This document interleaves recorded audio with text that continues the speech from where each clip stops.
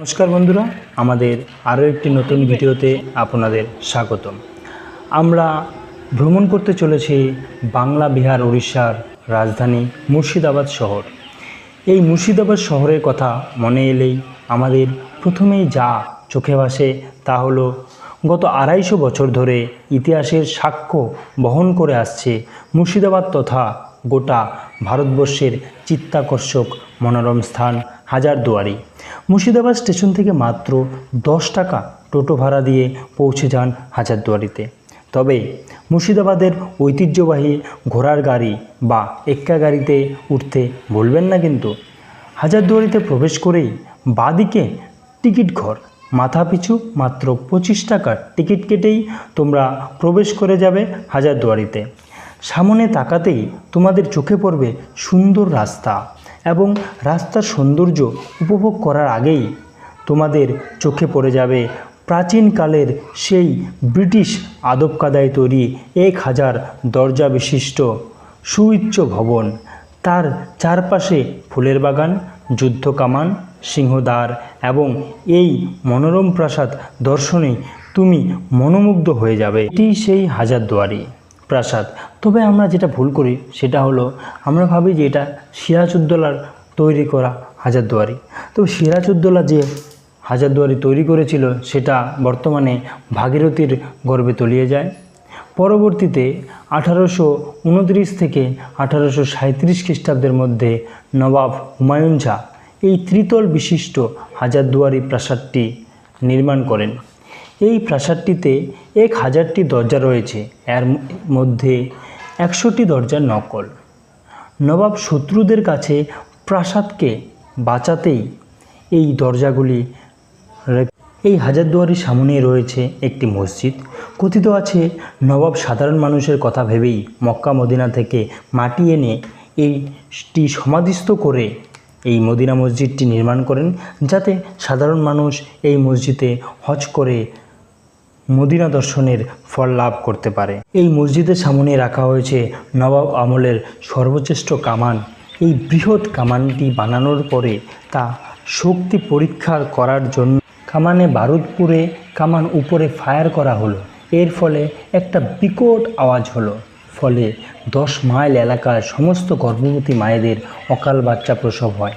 তাই এই কামানটিকে বাচ্চা বলি কামান বা বাচ্চা বলি তোপ আখ্যা দিয়ে নবাব এটিকে সিল করে রেখে দেয়।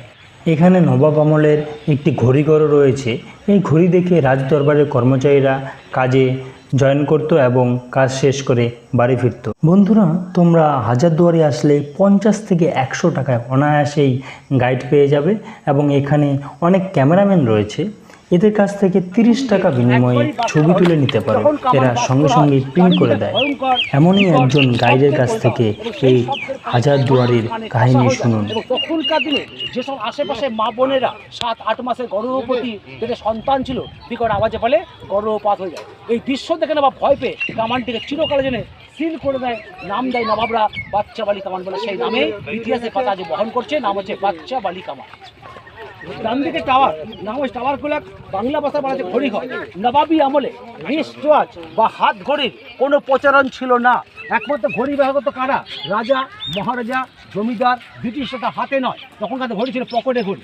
তখনকার দিন হাজার স্টাফরা, কর্মচারীরা ঘড়ির টাইম দেখে কাজ এখানে জয়েন করতো, ছুটি করতো, ঘড়ি করতো, চাবি দিতে লাগতো বছর 2 মাস, 6 মাস 2 মাস চাবি দিতে সারা বছর ঘড়ি চলতে। দুঃখ ঘরে খারাপ অচলে পড়েছে, এই ঘড়ি বর্তমান চলে না, পড়ে না। এবার যে কথা বলি তারা শুনবেন, যে কাউন্টারতে 25 টাকা টিকিটটা কাটলাম, গেটে আমি টিকিট দিলাম। টিকিটের ভ্যালু হচ্ছে সকাল 9টা থেকে দেখার টাইম বৈকাল 5টা পর্যন্ত। সকাল 9টায় এই মিউজিয়াম খুলেছে, বন্ধ হবে 5টায়। আপনি ভিতরে কতক্ষণ থাকবেন, কতক্ষণ দেখবেন, সময় আপনার নিজের। আপনার কোনো স্টাফ, কোনো ব্যক্তি বলবে না যে বেহাতে বলে সে 5টার সময়। এটা সেন্ট্রাল গভর্নমেন্ট আন্ডারটেকিং মিউজিয়াম, এটা কেন্দ্র সরকার। এটা দাদার হাতে, ওটা দিদির হাতে। মানে এটা মোদী সরকার, ওটা মমতা সরকার। এটা সেন্ট্রাল গভর্নমেন্ট, ওটা রাজ্য সরকার।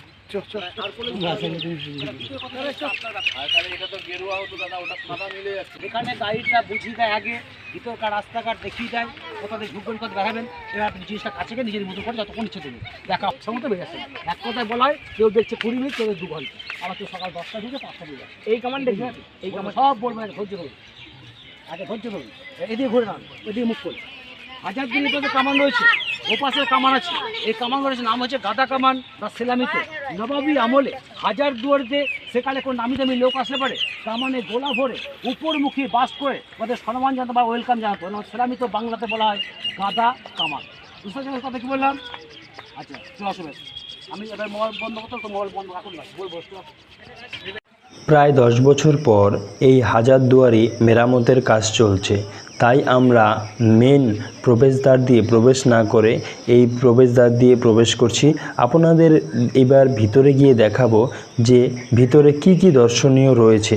চলুন তার সঙ্গে আপনাদের পরিচয় করিয়ে দিচ্ছি।